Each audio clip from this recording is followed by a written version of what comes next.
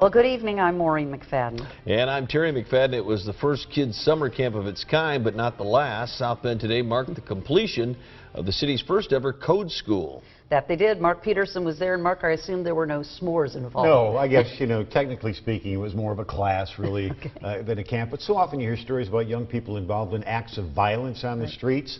The story told today about young people fighting violence through technology. Here at the Robinson Learning Center, about 20 teens spent the past 5 weeks learning a foreign language. We learned about doc type, we learned about HTML, CSS, style sheet. Those are just different ways you can code. Well, the kids then took those newfound coding skills to create a website that would address an age-old problem. My cousin Can, he was 18. He died because he was shot.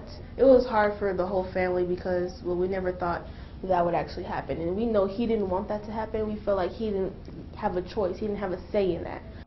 One app on the new website encourages visitors to have their say, to share their personal experiences with violence. My community is always had violence. We've always had shootings and everything. You can't just go outside without worrying if something's going to happen. Kids want to grow up in a safe community and not in a violent community. They tackled real issues. We told them right off the bat, kind of our selling line to them was, coding makes you a superhero.